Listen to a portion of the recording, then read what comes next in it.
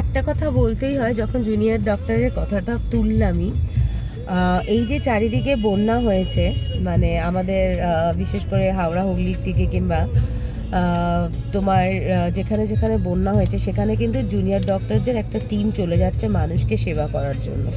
এবং অভয়া ক্লিনিক বলে কলকাতায় একটা ক্লিনিক চলছিল, সে যখন জুনিয়র ডক্টরদের অবস্থান বিক্ষোভ চলছে তখনও ওরা অভয়া ক্লিনিক করে রোগী দেখেছে এবং বিনামূল্যে ওষুধ দিয়েছে। ফলে কোনোভাবেই ওদেরকে যে ওরা সেবা করার জন্য প্রতিশ্রুতি দিয়েছে, তারপরে ওরা সেবা না করে কি করে বিক্ষোভ দেখাচ্ছে, এই কথাটা বলা যাবে না। এনিওয়েজ, এটা নিয়ে তর্ক বিতর্ক হতে পারে, কিন্তু যতই হোক ওদের বন্ধু চলে গেছেন। আমাদের সিএমও যথেষ্ট ওদের সঙ্গে কোঅপারেট করেছে, মানে ওদের সঙ্গে কথা বলার জন্য আমাদের সিএমও প্রচুর বৃষ্টিতে ভিজেছেন, প্রচুর বার দাঁড়িয়েছেন কথা বলতে, ওদেরকে আহ্বান জানিয়েছেন। তো যাই হোক, একটা ঘটনা ঘটে গেছে, ঘটনা সব জায়গায় ঘটে, এখানেও ঘটেছে। তবে এই প্রতিবাদটা দরকার ছিল, আমার কোথাও গিয়ে মনে হয় প্রতিবাদটা খুবই দরকার ছিল। এই প্রতিবাদটা যেরকম চলছে চলুক, কারণ আমরাও রয়েছি এই প্রতিবাদের সঙ্গেই।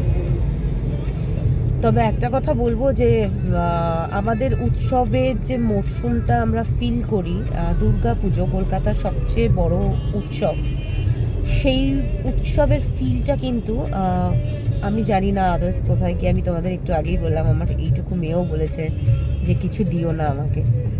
তো আমি কিন্তু সেই ফিলটা করতে পারছি না।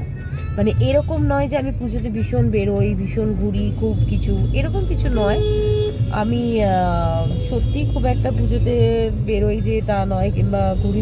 ম্যাক্সিমাম টাইম আমি কলকাতায় থাকি না পুজোর সময়, আমি বাড়িতেই কাটাই। খুব রেস্ট নিই, খুব ঘুমাই, খুব নিজের মতন করে কাটাই আর কি পুজোটা। তো তারপরেও কিছু জিনিসপত্র কিন্তু কেনাকাটা চলে না যে তা নয়, মানে একদমই খালি থাকি না যে এটা কিনবো ওটা কিনবো না, থাক পরে কিনবো। হ্যাঁ, আমি ভিড়ভাড়টা পছন্দ করি না দেখে হয়তো সেরকমভাবে শপিং করা, সেরকমভাবে যাওয়া, ঘুরতে যাওয়া, সেগুলো আমি করি না। মার্কেটিংও তাই, যে দরকার কি, অনলাইন শপিং আমি খুব একটা করি না, আর গিয়ে শপিং করাটাও আমার ঠিক পোষায় না এই ভিড়ের মধ্যে। শপিং মলে যাই একটু ঘুরতে টুরতে পুজোর আগে, কিংবা কিছু টুকটাক কেনাকাটা থাকলে শপিং মল থেকে গিয়ে করি। নিউ মার্কেটটা ভীষণ পছন্দ করি যেতে, কিন্তু এবারে আমার একদম মন নেই, আমি কোথাও যাই। আমি তো যাইনি, ছেড়ে দাও। এবং আমার বোনও খুব একটা, মানে পুজো নিয়ে যে খুব একটা বিশাল এক্সাইটেড সেরকম কিছু নেই। মানে আমাদের বাড়ির আমার বোনরাও তাই, সেটাই দেখলাম। আমারও নেই। তবে একটা জিনিস, উৎসবের মরশুম, একটা জিনিস দেখায়, শ্রীভূমির হোর্ডিংয়ের ব্যাপার, এটা দেখতেই হবে। দেখো, শ্রীভূমির হোর্ডিং পুরো ফাঁকা। এখান থেকে শ্রীভূমির মোটামুটি লাইন শুরু হয়, হোর্ডিং শুরু হয়, কিচ্ছু নেই, মানে একদম ফাঁকা এখনো পর্যন্ত। পুজোর আর কয়েকটা দিন বাকি। এই প্যান্ডেল বাঁশগুলো টাঙানো রয়েছে হোর্ডিংয়ের জন্য, কিন্তু দেখো এই যে হোর্ডিংয়ের বাঁশগুলো টাঙানো রয়েছে, কিন্তু একটাও হোর্ডিং পড়েনি। কলকাতায় প্রথম বোধহয় একটু উৎসব থেকে সরে আসছে। এই কলকাতার সবচেয়ে মেইন ফেস্টিভ্যাল দুর্গাপুজো আসার আগেই আমি হোর্ডিংগুলো এই জন্য দেখাচ্ছি, কারণ অনেস্টলি যারা শ্রীভূমির ঠাকুর দেখতে আসো, কি যারা জানো যে এক মাস আগে থেকে কি হারে আমাদের এখানে তোড়জোড় চলে। তো রাস্তাটাও দেখালাম আর কি, কিন্তু রাস্তায় এখন ট্রাফিক হচ্ছে, খুব জ্যাম হচ্ছে, হয়তো কিছু লোক তো বেরোচ্ছেই নিশ্চয়ই, কিন্তু উৎসবের যে আমেজ সেটা কিন্তু ফিল করতে পারছি না।